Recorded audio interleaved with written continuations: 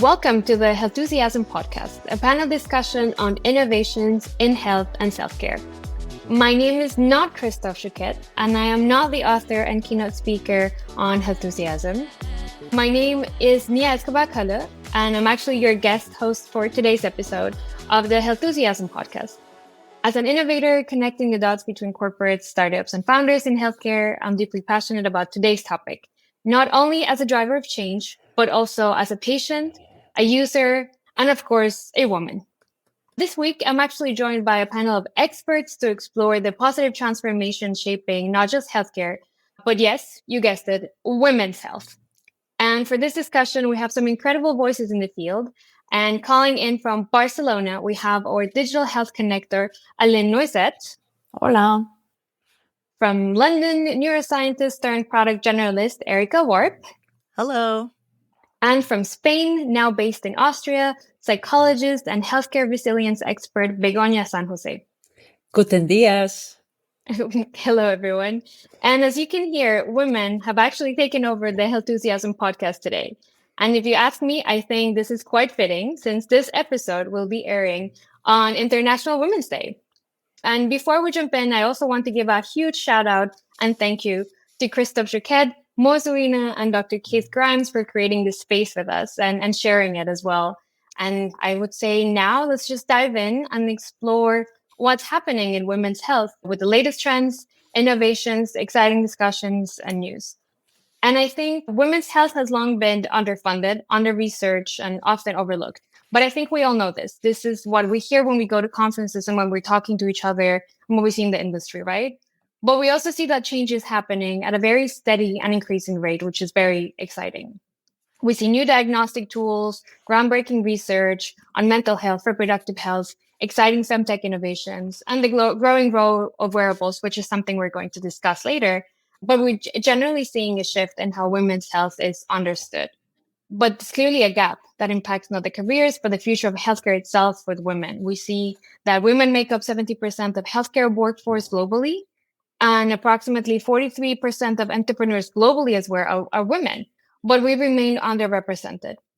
So today, we're bringing a powerhouse panel to unpack these critical issues, challenge the status quo, and explore the opportunities and the Healthusiasms in our field.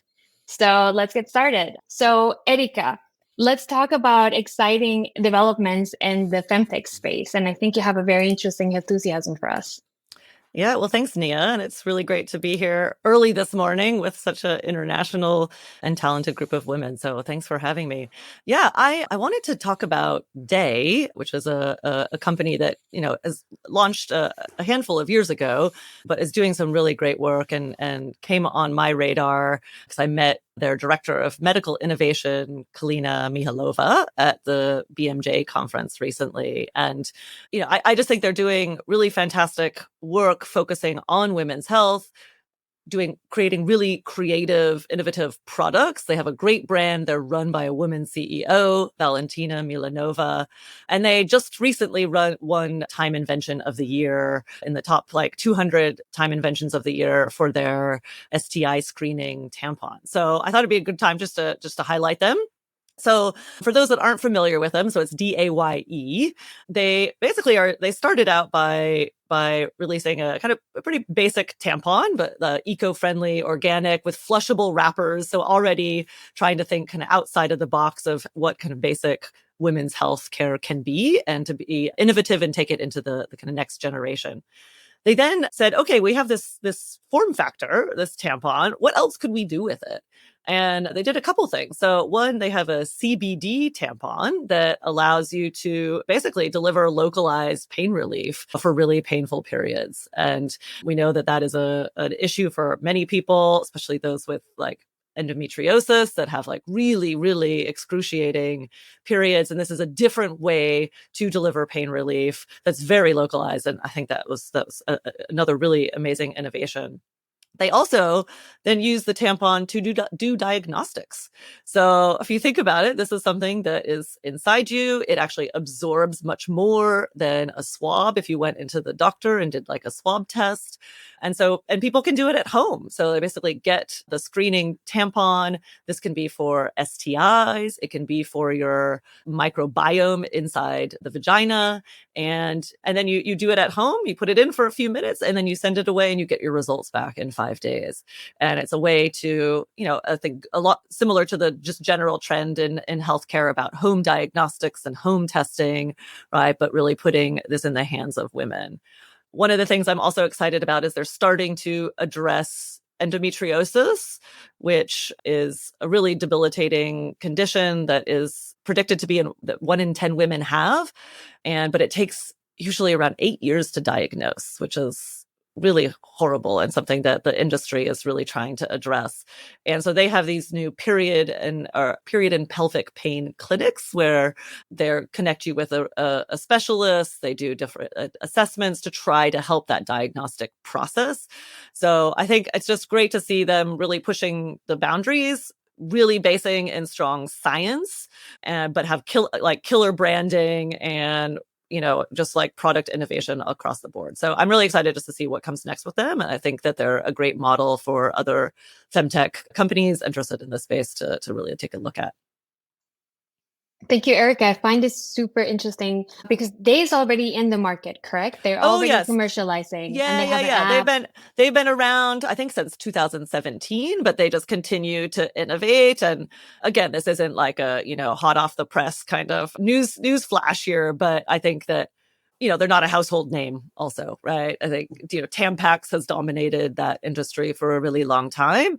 And I think people are, even just being eco-friendly and organic is definitely a sell, but having all these extra layers of pain relief, diagnostics, it's really, I think, a very exciting and creative company. I love the fact that they're already so mature. And when you mentioned that they're scientifically based and they're expanding their products and services into very different fields like reproductive health and STIs, I find that most of the solutions that sometimes we see when it comes to this area specifically, they're very early stage or they're also in testing. So when there are solutions that in the market that are quite established, scientifically backed, and commercially successful, I'm very, very happy to see that. Because as we know, a lot of diseases in women's health are quite debilitating. Yeah. I'm very happy that you brought that Healthusiasm today. I'm a big fan of Day. I've been following them since the beginning. And what I like also about them is their education section. So I think it's quite broad. I think that's actually how I came across them, looking for something on Google. And I think it's very, very well done. And it's very important also. I think that's something in the women's health for women to understand what's happening with them. Sometimes we don't talk about things because of stigma, or we're even afraid to talk about our friends with that. But they're really great support and great answers on their platform. Yeah. Just understanding, I know just that, serious period pain, for example, is not necessarily normal, right? And that's not something that needs to be just accepted and dealt with. Sometimes it can be an indication of something like endometriosis. Yeah. So from Femtech driving women's health and making sure that we're not just healthy, but also informed. Sometimes we also see that healthcare industry also still struggles with supporting women in terms of the workplace. And there we see there's a clear leadership gap. Begonia, what's holding women back and how does this impact innovation? I would just come back to the same point that we were just discussing. I think that the stigma and the power of silence, which perpetuates things as compared to the power of breaking it, is what is really driving the change forward. So it's not about not speaking about that pain. It's not speaking about the problems. It's not speaking and normalizing those things, but it's putting them on the table and actually dealing with them in a constructive way to bring change forward. So I think that that's the same pattern that will drive leadership in general, and especially women leadership. You mentioned at the beginning that women represent the 70% of the health workforce, but 25% of the leadership in healthcare. So when that gap exists, then it's difficult that change in the systemic change can actually flow down to the lower levels.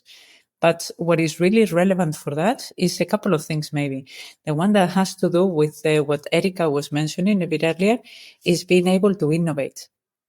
If we are burnout, if we are constantly suffering from overwork, with not being able to focus on our priorities, not being able to manage work life as if there were one, because they're one. I mean, I don't know anybody that has two lives. I think everybody has just one, and we just have to do the best what we can with that.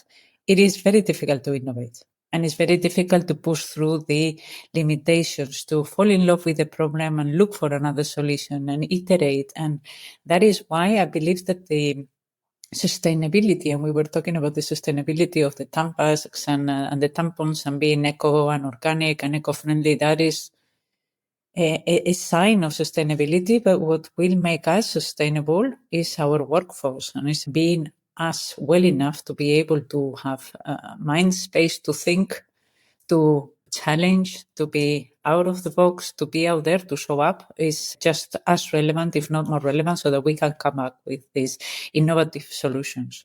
I always say I don't know anybody that came out with something great just staying in a box and being 24/7 in an office, or being burnout, or being overworked, or being exhausted. Yeah.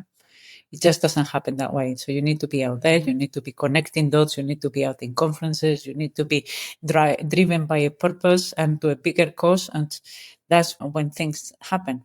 Now, just as a closing remark here, I think that one of the contradictions that we see is that in teams where women are overrepresented or more represented or equally represented, are actually more thriving. There are less conflicts.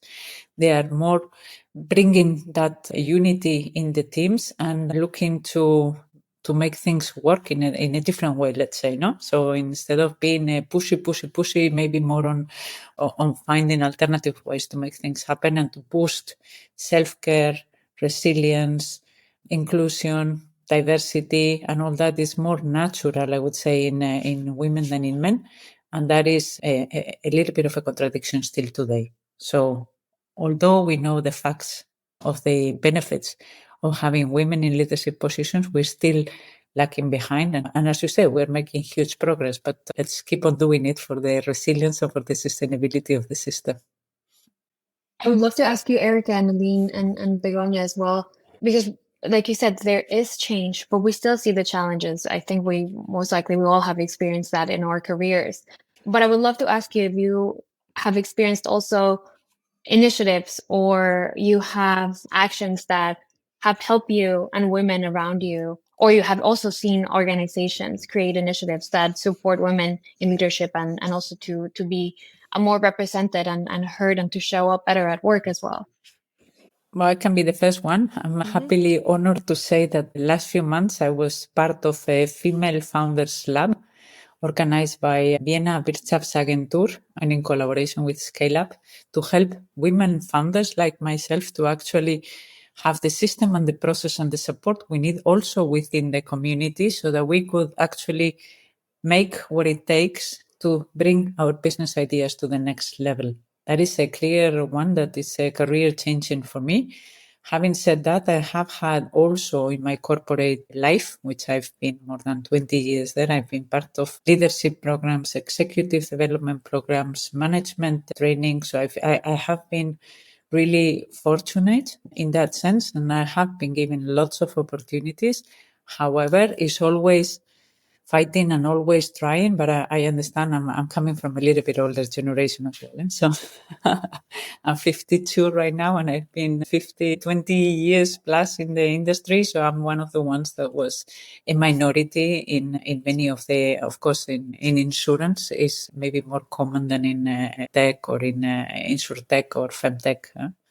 Yeah, somehow I've managed to not come across them very often, right? I think that these kinds of initiatives they exist, but they're still quite sparse, right? Like I've started my own company. I've worked in a couple of startups and scale ups and been part of multiple accelerator programs. And not to say any have been explicitly, against women, but there haven't been explicit initiatives in any of those that I have personally experienced to support women specifically. So I think that it's not necessarily a common thing, though that there certainly are initiatives out there. Yeah, I agree with Erica. I didn't come across any that I can think of, but maybe my trajectory, my career was different, and I was lucky to work with men who have been amazing, who really had a big impact on my career. They pushed me, they helped me grow, and I'm really, really, really thankful for that. And I had better experiences with men than women, actually. Yeah, that's the case for me as well, Aline, and thanks for that. I think one of the biggest enablers in my career was going through a very, very, very tough personal situation that I don't wish anybody has to go through. My manager came to me and said, well, you should actually get a sick leave. And I said, well, if I get a sick leave, I may not come out of bed that easily. And he said, okay, fair enough. But then you need to promise that you come to the office whenever you wake up without an alarm until we sit down again and we discuss it further. That was that was an enabler. It was not a, how can I help you? It was, does this help you? Let's go. And I fight with HR or with whoever I have to so that I support my team being resilient and being there. I overperformed that year and the year after, but that's irrelevant. The point is what Aline is saying is they were able to enable me to come back and to come up from a personal situation, for example. No? So I agree with you, and I've had the fortune as well to see in my corporate life and also in the startup and the more entrepreneurial positions that I've had in the past and today, that it is also men who are very much aware sometimes of this gap and then the disparity that we see in the industry. And I've been also very lucky to have wonderful mentors and champions, men who have pushed me and have opened a lot of doors for me in my career. But also, I want to say that I've had incredible women who have fought their way back, who are in way higher and like very senior leadership positions, who are also very aware that things are changing, but they're not changing so fast. And that they also push doors and they also, let's say, mentor this younger generation. And I think I've also been very lucky to be benefiting from that. And then I'm also been like pushing it down to younger generations. So I think it's also very interesting to see how this chain of mentorship and support and opening doors is also going down now. And we see it spreading. And I think the younger generation is also very, very driven and very hungry. And I love to sit down and also say, like, this has worked for me. I have been taught this, and maybe this can also work for you, and also be challenged back. So it's very exciting.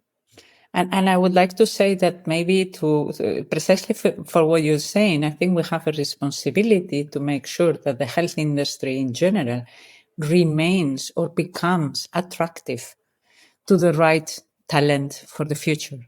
So when I look at ourselves and being burnout, like the numbers are incredible, especially in the first line of healthcare, we cannot see that, like the children of those medical doctors that are on the front line today at the edge of burnout, to want to be part of the healthcare industry. And that is something that we should be very careful about.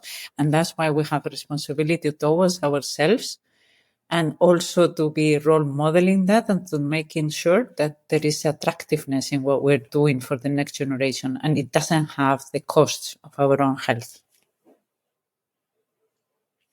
So if we continue talking about opening doors in healthcare, we also know that AI is actually opening a lot of new doors, from mental health to postpartum depression to supporting our staff and treatment and patient outcomes. And I think, Erica, you have something very exciting to share with us.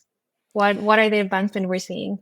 Yeah, well, I mean, you can't talk about trends in anything without touching on AI. So yeah, excited to talk about this. So, what are the opportunities in terms of applying AI to improve women's health? And, there is a huge opportunity, and that's largely because there's such a big gender health gap, right? Like there's unfortunately women's health relative to men's health is poorer, right? Some statistics, women spend 25% more time in poor health compared to men, and are 33% more likely to receive a misdiagnosis for serious conditions like stroke and heart attacks.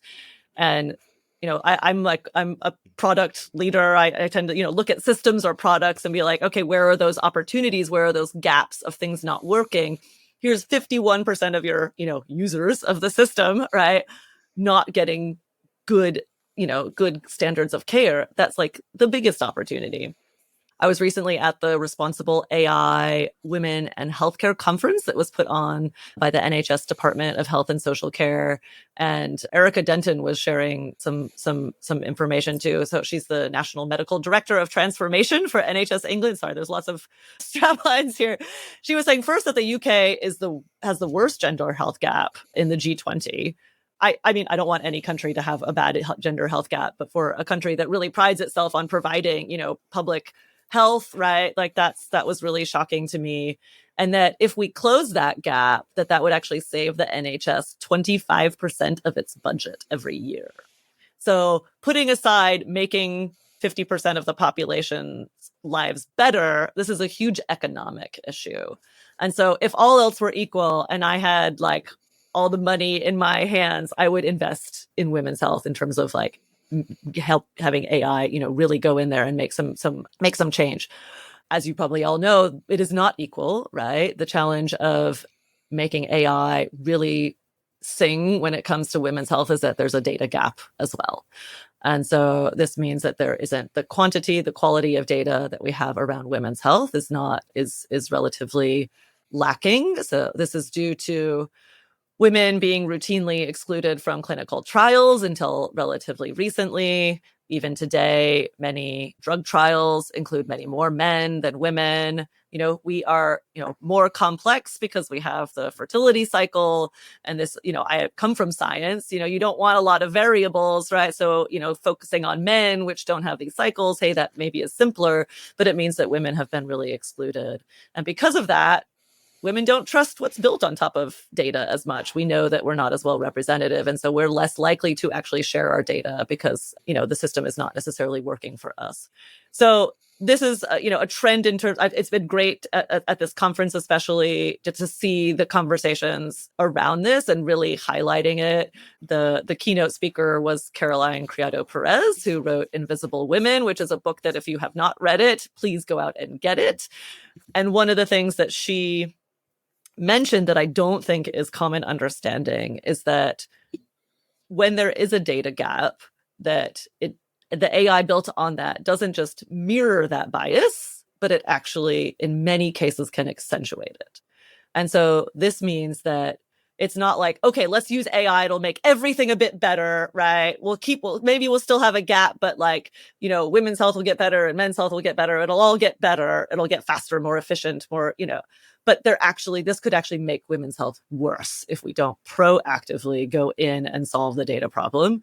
And I think that needs to be emphasized a lot. There's a lot of conversation going on, a lot of organizations trying to put out best practices like the Standards for Data Diversity, Inclusivity, and Generalizability report that was published in December. There's the Message Project, which is again bringing together stakeholders. This is in the UK to try to define better policies around this. But we now need action. AI is moving super fast. And if we don't get on top of this ASAP, then that gap is going to get bigger. And so I think that, when we talk about leadership, right, those in leadership that have the purse strings in public and private sectors, right, I think a lot of this needs to come from the public sector. We need to invest in closing this data gap. And that it's just, the opportunity is really exciting. But if we don't proactively try to solve this problem, and this, of course, is an issue for minorities that are not well represented in data as well, right? We need to not just lazily execute AI and hope that it works for everyone. We need to go in, we know this is a problem, and we need to actually take action. Great to keep talking about it, but we need to actually invest in it to solve the problem. Absolutely. And I mean, I think if we look into the numbers, what your opening statement of the NHS basically would save up to 25% of their annual budget. If we actually focus on the topic on women's health, I mean, 25% is basically roughly 46 billion pounds. Bananas. Which is an insane number. And I mean, the changes are, you can tackle them from very different verticals, right? From looking into prevention programs, which I know the NHS is also pushing very proactively through different funds around the country, all the way to clinical trials. And this reminds me of, I don't know if you've heard of Linda's Health. They are a startup based in Austria, and they just in January, end of January, they announced they fundraised Series B. And what they do is they call themselves the anti-zero. So they use AI to basically enhance clinical trials and to break them down in a way that they can facilitate and speed up clinical trial management and services. So, and we were very lucky to have Sarah Liu actually talking a couple of weeks ago at Marantix in Berlin. And I saw her, and she's the director of clinical partnerships. And she was talking about how actually you can include women in clinical trials, right? And why they have been excluded. And it's something as simple as, well, sometimes women cannot just leave home so easily as men. So they just couldn't participate because there are requirements to just have to be on site. So what Lindus has done is they have actually created mechanisms where women can be at home, still participating in the clinical trial virtually, for example. And this allows that there is representation, and then there's clinical data of women as part of the study. And it's something so simple as like, okay, we can just do it virtually, or we provide childcare as part of the clinical trial, right? It's the small things that can have such a huge impact. And I was very mind blown by their approach, and they're doing quite well in the industry. Nice. So maybe we also move on to our next Healthusiasm. And Aline, you also have a little bit of connection on mental health and the changes that we're facing. Exactly. So I read the news this week, a promising news for postpartum depression. So they announced a blood test that could help identify and even prevent postpartum depression. So as you know, postpartum depression is a mental health condition that affects 10-20% of women after childbirth. We don't really know the causes, but we know that it can have very serious consequences. So you may have seen the film A Mouth of Air or the documentary When the Boat Breaks. So both talking about that topic. And if you have not, I highly recommend them because they're very insightful. They explain very well how it affects new mothers and then newborn as well. But coming back to the news, so researchers from the US suggest that pregnant women with a certain level of molecules called neuroactive steroids, which are derived from progesterone, would be a sign that those women would be at risk of developing postpartum depression. So by monitoring those levels through a blood test will actually enable healthcare professionals to take actions early on. And those researchers are not looking just at confirming their assumptions, but also at identifying treatments for those women at risk even before symptoms appear. And I think this is great news, and not only for the new mothers, but it also brings hope to other mental health issues, because those biological factors that they identify for postpartum depression, they could identify others for other mental health conditions and have preventative treatments put in place for those conditions. So I thought it was a really nice news. I love that. Do you know how they're actually tracking this molecule or this compound? But just with a blood test, and they analyze they look at the level of that specific molecule. I love that. Yeah, that's great, because it could be, we get, blood drawn so often throughout a pregnancy that it's something that could be just simply added into those kind of tests and assessments, right? I love the preventative side of mental health, right? Depression is something that, once you're in that dark hole, it's very hard to climb out and to also get help, right? And so to be able to proactively prevent that, right? It's, of course, it makes for a much better, you're taken care of better, but the outcomes are so much more positive as well. So yeah, that's super exciting. On this topic, I do follow up. Mendel Brain is a spin-off of the University of Valencia, Spain, and they're doing a saliva test for the predisposition of a number of mental health conditions. And especially when it comes to depression, and we talked about this a minute ago, I think that one of the misconceptions is that it's only, quote unquote, a mental health condition. It's biological base of it.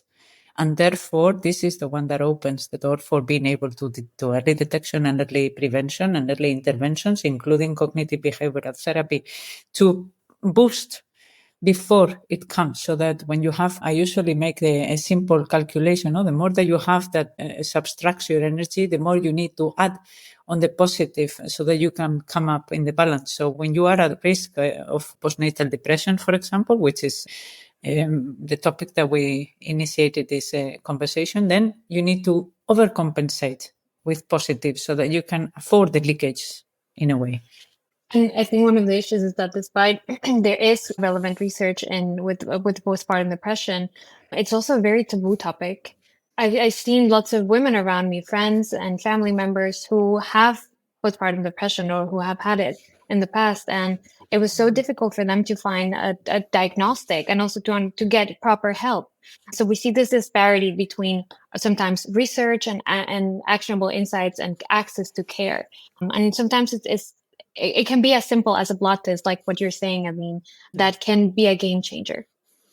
Yeah, it'll be interesting to see if these more biology-based assessments, pan out and how that changes people's attitude about something like depression, right? If it's, if it is something that can be, people feel is more linked to what is happening with you biologically, rather than something that, you're just not strong enough or you're just not smiling big enough in the mirror, right? That may change attitudes as well and takes away some of the kind of shame and blame that happens still.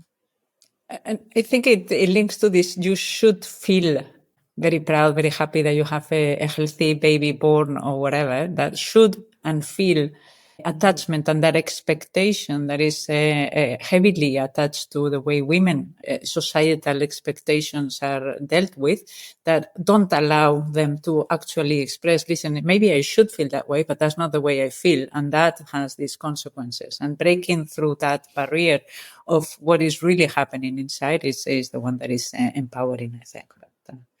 But there's also lots of research with microbiome, right? They said the microbiome would be or the gut would be the second brain of the body. And research said that if you have an unbalanced gut, could explain depression. It could actually come from there and not from the mind. I think that's fascinating.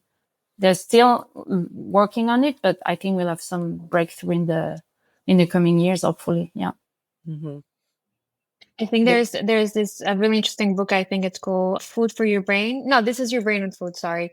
And this book I found it very interesting. So it's written by a psychologist and a psychotherapist who basically has decades of experience working with patients with severe mental health conditions, and then realized that through diet, some of the patients actually had improved outcomes with therapy, of course. So the book basically explains how food and specific diets can actually have a very positive impact and very significant impact in the way our brain functions, but also on mental health is developing. And of course, this is not a steady one solution situation, but our mental health also changes over time. So sometimes we have challenges, sometimes, baby comes, your life changes, sometimes someone passes away, and this affects the way we feel. And if we can get any support through food or through specific diagnostics, that's amazing.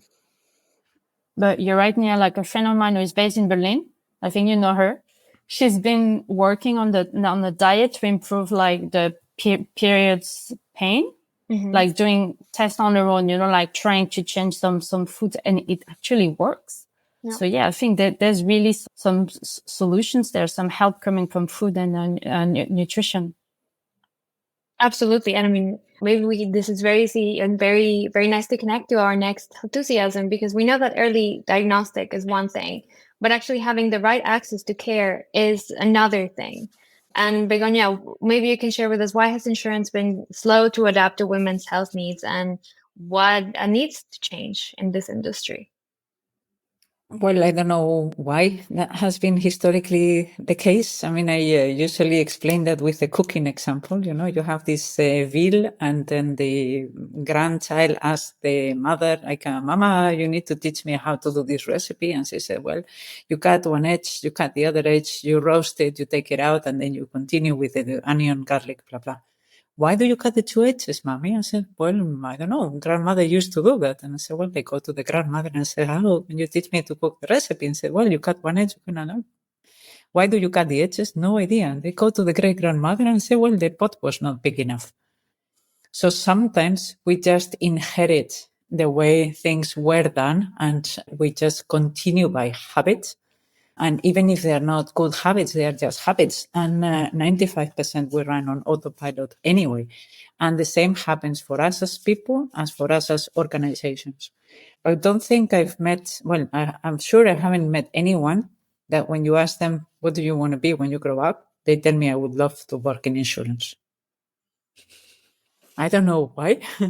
I can say I don't know why now because after being 20 years in insurance and understanding deeply the social function and the principles of mutualization of risk and making sure that people that need have access to it and how do you actually prioritize and make sure that you can provide quality access and better outcomes to people just by managing the risk and helping them reduce the risk is something that is actually very powerful and is a driver of the many of the health innovations.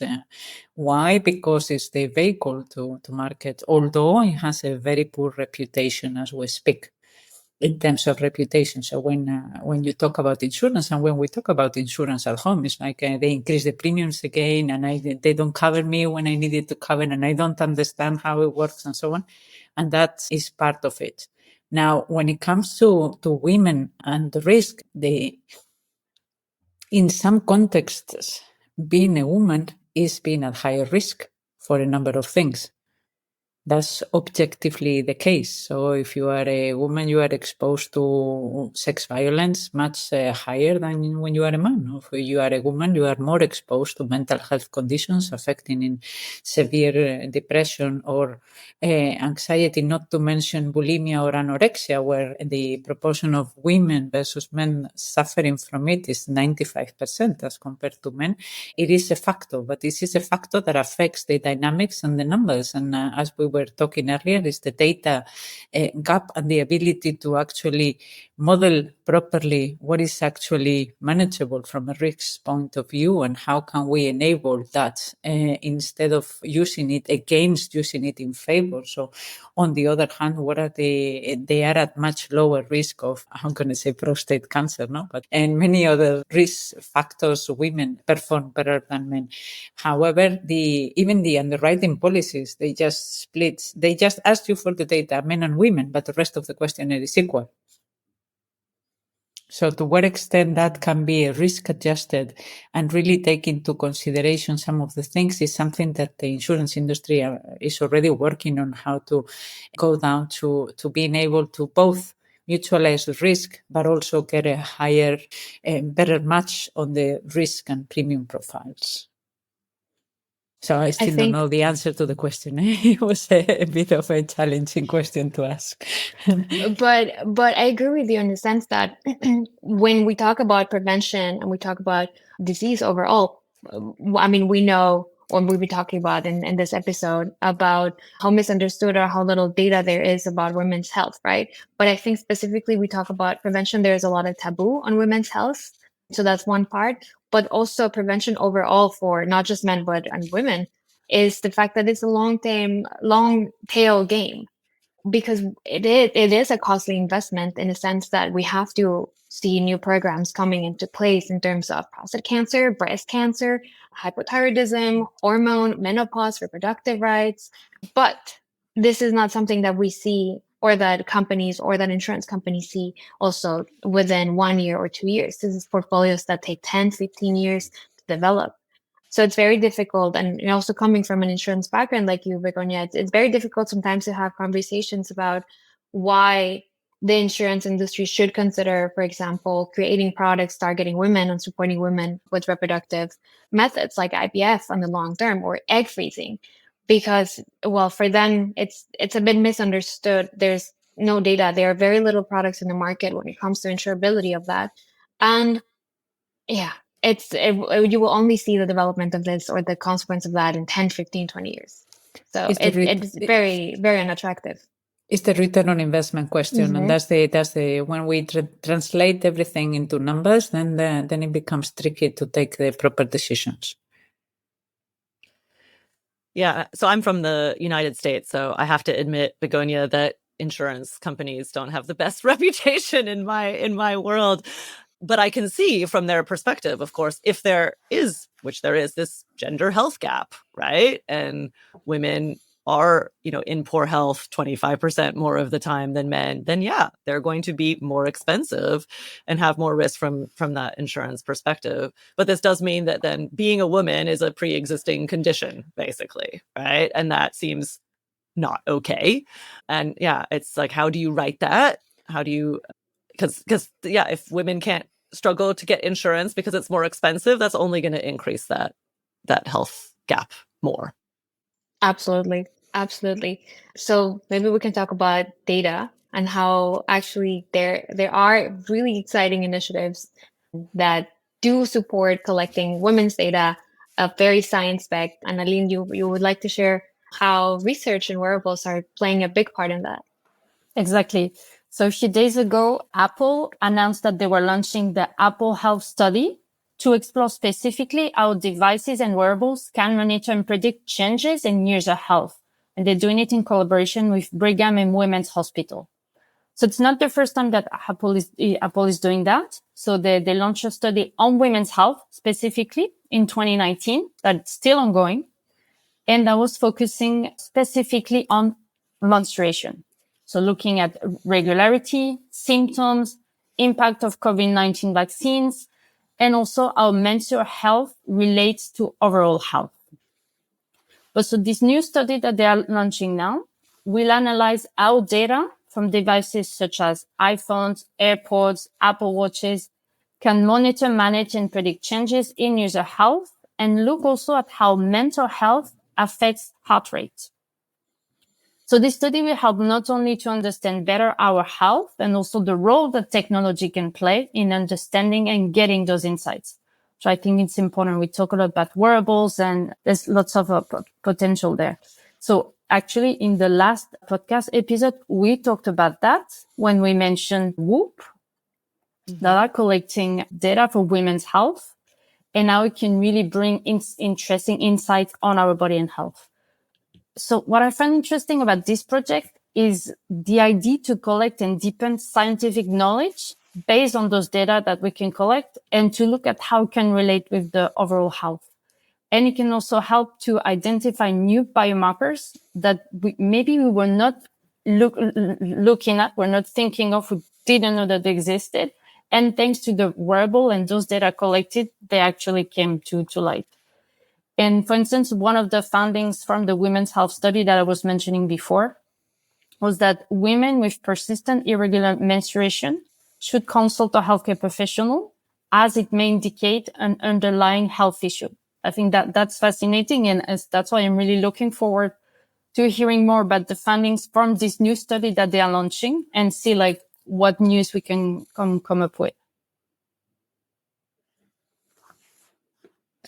Yeah, that's great to hear. I didn't know about that. And I've been working in wearables, and it's great to see, going back to that conversation about the data gap, right? And kind of plea for organizations, public, private, that have that power, those resources to invest in this. It's great to see Apple doing that and working with a really reputable university. Obviously, it's in their business's interest as well. It's great for their brand to be pushing initiatives like this. And of course, great products and features can come out of it that they can feed back into their user base and add a lot of really great value. But you have to, I think, have that extra resource to invest in that data collection to fill that gap, which not all companies do, especially early stage. So it's great to see, again, these larger organizations with more resources putting their money where lots of mouths are, which is great. Very inspiring. And I think it's just a matter of being there and being open to the possibilities. Why I say this? Because it was very, very long time ago, on maybe one of the first wearable devices, I said this can prevent depression. And I said, well, I do the same journey every day to go to work.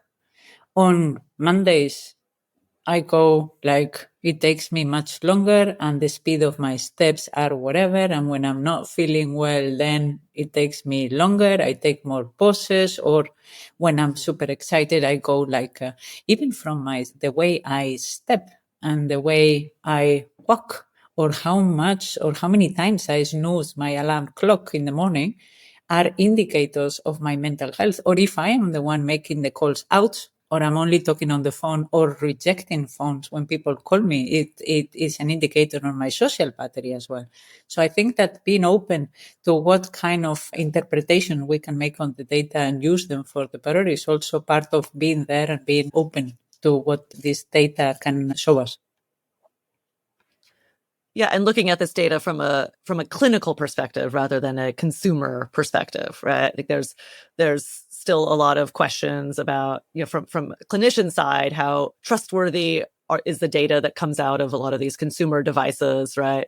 Sometimes, the outputs from the devices are, outputs of these algorithms that calculate, things that like restfulness, like what does that even mean? And even if it's something basic like heart rate, like how is that actually calculated? Can it be trusted? Was the device worn properly? So being able, but there's clearly an opportunity there, right? These are devices that are ubiquitously worn, right? Which has a huge value and potential value. So any study that's really looking at the clinical relevance there and trying to pull those out. Yeah, maybe it's not perfect. Maybe it's not as good as medical grade devices, right? But because of its ubiquity across the population and across time for each individual, that amount of data can lead to some, we hope, that's the hope, is some insights that come out of that can be used in a clinical context. Absolutely. And I think what I found really interesting is the fact that they were predicting that hundreds of thousands of users will actually be joining this study. And I mean, in the past, Apple has had up to 350,000 people joining previous studies. Like they have heart health, they have sleep, they have hearing. So the sheer amount of data that will be collected, it's going to be to give an incredible opportunity for scientists and medical teams to actually review that. And I love what you said, Alina, finding new biomarkers and creating these connections between the data that we have, the routines and the lifestyle of people as well, which we know is a huge influence on our health, but also the outcomes of movement, or let's say physical activity, that we're tracking. And Aline, wasn't it in the last podcast that you guys were discussing, I can't remember which EHR now is integrating wearables? The Whoop. Exactly. Yeah, Whoop. Exactly. Yeah. So that's exciting. And then, if we can have these studies that really validate clinical use cases for the data, okay, that means more practitioners and providers will start to use the data. And then we start to really extract that value. I think it's a hope and a direction of travel now, but still not something that's commonly used in practice.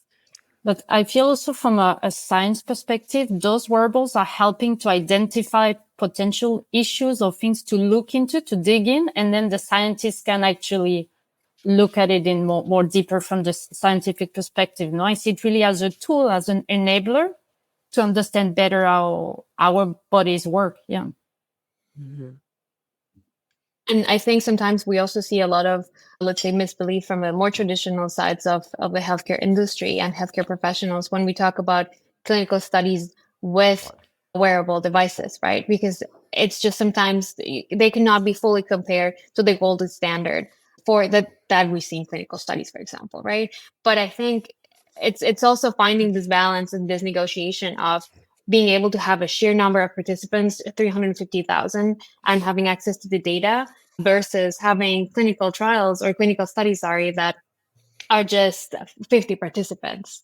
And I think this is also, we've talked about this in this episode, of how technology is having this very positive impact of inclusion and driving change in the way we have data, we process data with AI, and we can create new correlations that we look into from a scientific and medical perspective from now onwards.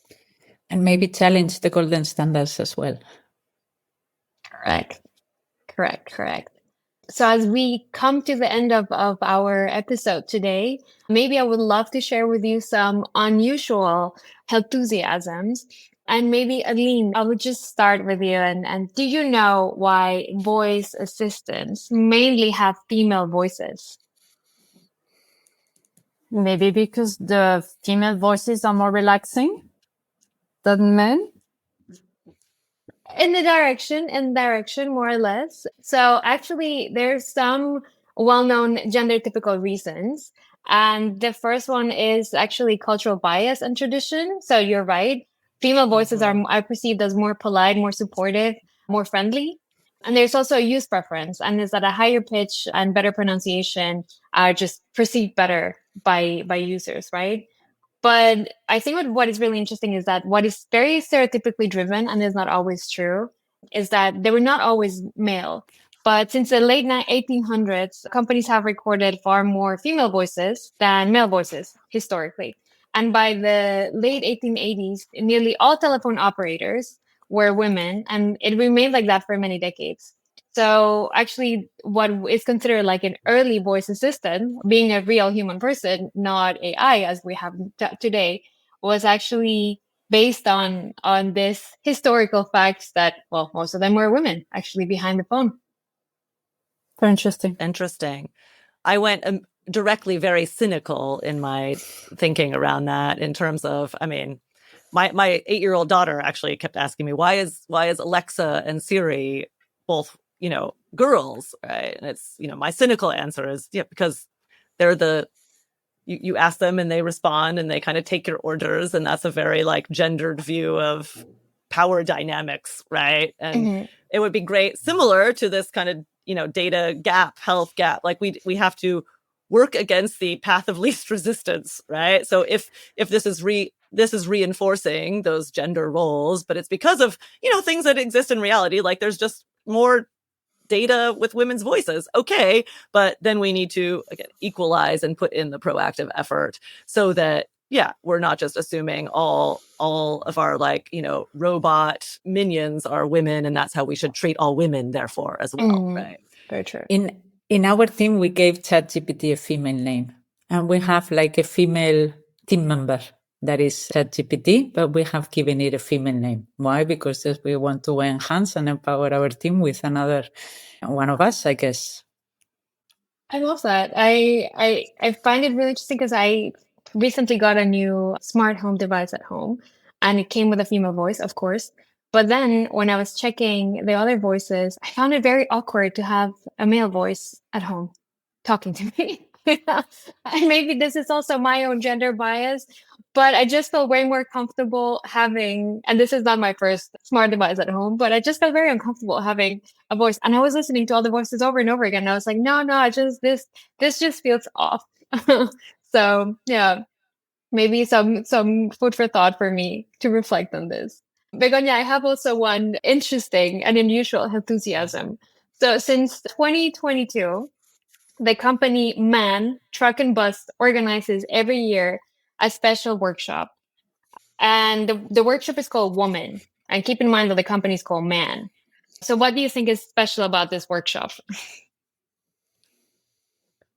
Well, the word man is included in the word woman. I don't want to go back to Apple and whether Apple favors women, maybe because of Adam and Eve, Apple, and the woman giving the men the apple. I have no idea. You got me on this one. So, as I said, the workshops are actually women, and they are made to optimize product development for women by understanding women drivers better. So, because most of the drivers of trucks are actually men, right? But a typical woman driver is 7 years younger than your average truck driver, 11 centimeters smaller, and weighs 18 kilos less than a man driver. So physically, very different. And what they usually discuss is, for example, the size. Sorry. So what they usually describe or discuss is the size of beds. How can the cleaning of the spaces and the bathroom cabinets should actually look like to adjust for women, and what kind of electrical appliances do women need on the truck. So it's really looking at it from this user perspective, UX UI in a way, of women who drive trucks and what is different and what are their needs compared to men. Well, in appliances, for sure, a hairdryer is a must in my case, but in terms of maybe security as well. So making sure of the vulnerability of a women driver as well. But yeah, my question was always Do they Absolutely. sleep somewhere out? And how safe is that? And what can you do about it? I think they sleep on the trucks because we're talking about like these really big trucks, and usually they have like a sleep-in area behind the driver's seat, and it's quite complete, I think. But I love the fact that this is also being considered as a company providing, an employer providing also those services for women because they do exist. Nice. And maybe just to wrap up our episode, I would love to ask you as a final word to inspire our listeners and also to feature other women and support other women. I would love to ask for your recommendations of top voices to follow and who you would love to bring into light in this episode. Adeline, maybe you would like to start. Yeah. So my number one is Catherine from a Femtech Insider. That's my number one source to know what's happening in the Femtech and women's health world. And I also like Femtech World. I think they're sharing really great news. Yeah, very, very insightful. Erica, what about you? Yeah. So this is not necessarily femtech, but looking at a woman in health in a kind of innovative space. So Susan Magsamen is working in how the creative arts impacts our health and well-being. And she's kind of leading the charge in this whole movement that's really gotten a lot of momentum, especially over the last couple of years. So she is the director of the International Arts and Mind Lab at Johns Hopkins. So they're looking at the science of how creating art in the broadest sense of word, music, performing arts, dance, visual arts, how creating or consuming art really impacts our mental health, our physical health, and overall well-being. And I think that, thinking about prevention, right, and how the opportunities for that, it's something in the world of kind of lifestyle that we don't talk about as much as we talk about physical exercise, nutrition, meditation, sleep, but this is another area that I hope will start to come into the, technical solutions to really help people engage in those. And it's kind of similar to the socials prescribing avenue, but I hope that we can start to embrace more. So she's a great voice and came out with a book last year called Your Brain on Art with Ivy Ross that I highly recommend checking out. Well, I'm certainly checking that out because I love it. All our workshops are creative workshops. We engage even with corporates, with getting them to tap into that subconscious and some artistic and some alternative way of looking at things. And that's something we do in our happiness workshops. And Aline is a great fan of them. But I'm really happy to hear a name on that space. I do follow a number of them, but I definitely follow that one. When coming to the serious stuff, I would follow Barbara Sladek, which is on the microbiome topic that we said yesterday. It's a successful women-led startup here in Austria.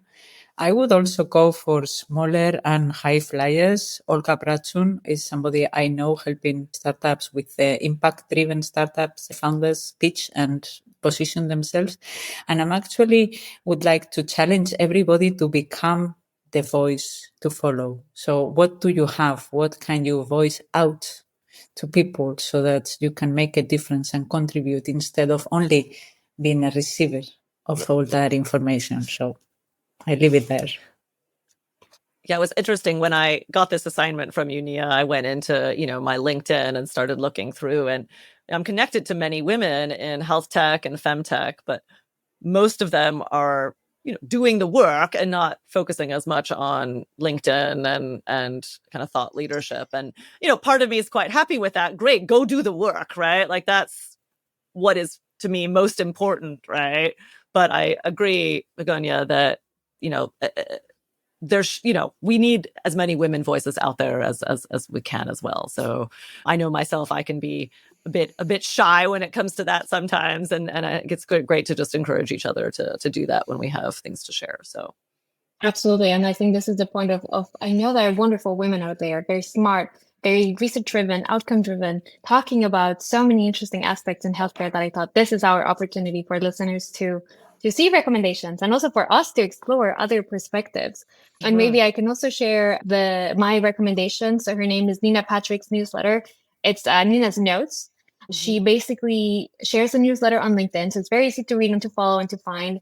And it's a refreshing take on personal stories, but also combined with science-based longevity and psychedelic research. So you will find a human person, a very human voice, mixing evidence-based research, mixing innovation as well, and also talking about mental health, bringing exciting guests, and just a very overall, very strong personal voice. And having said that, so I think it's time for us to wrap up the Healthusiasm podcast for this week. Thank you everyone for listening. And if you like this show, make sure that you visit healthusiasm.com to discover more episodes. And for now, I would like to thank our panelists for their Healthusiasm. So thank you, Aline Noisette, Erica Warp, and Begonia San Jose. My name is Nia Escobar-Kölle. We were your panel today at the Healthusiasm podcast and would love to see you again next week for more Healthusiasm. Ciao!